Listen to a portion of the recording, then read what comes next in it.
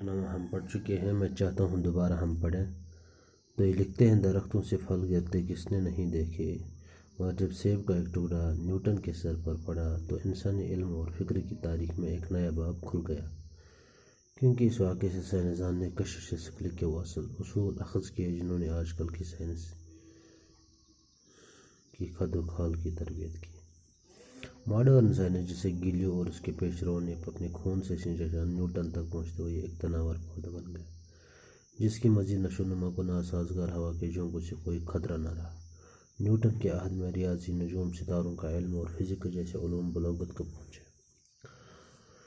1442 میں جب روم کی جیل میں گیلیو دم توڑ رہا تھا، انگلینڈ کے ایک چھوٹے گاؤں میں باپ کی وفات کے بعد ایک بیوہ ماں کے بطن سے زمانۂ حاضرہ کا بابائے سائنس ایک لاغر اور بیمار بچے کی شکل میں اس دنیا میں وارد ہوا۔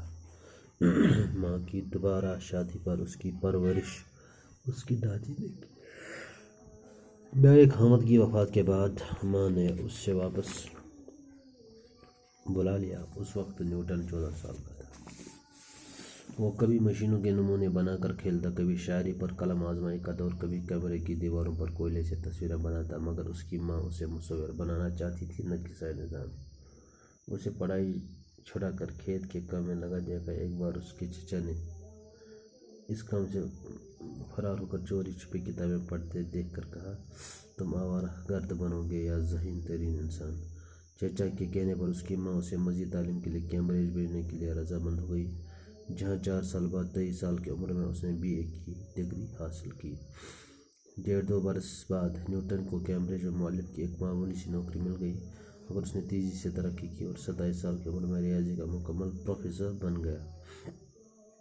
نیوٹن نے اس کے بعد اپنی دریافتوں کا ایک لمبا سلسلہ شروع کیا۔ روشنی پر تجربے کرتے ہوئے اس نے بتایا کہ سفید روشنی دراصل 7 رنگوں کی روشنی کا مرکب ہے جنہیں الگ الگ کیا جا سکتا ہے۔ اس نے چیزوں کی حرکت کے بارے میں 3 اصول دریافت کیے۔ پہلا اصول یہ کہ کوئی ساکن چیز تب تک متحرک نہیں ہوگی اور کوئی متحرک چیز تب تک ساکن نہیں ہوگی جب تک اس پر طاقت کا استعمال نہ کیا جائے۔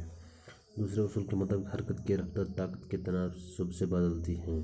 تیسرے اصول میں اس نے بتایا کہ ہر عمل کا مساوی اور الٹا رد عمل ہوتا ہے۔ ان اصولوں نے نہ صرف سائنس کے علم کو ایک نئی وسعت دی بلکہ عملی ایجادوں کو بھی فروغ دیا۔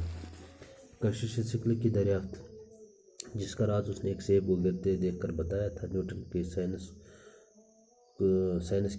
کا سائنس کی دنیا کو سب سے قیمتی تحفہ تھا۔ اس نے بتایا کہ مادہ کا ہر ذرہ دوسرے ذرے کو اپنی طرف کھینچتا ہے۔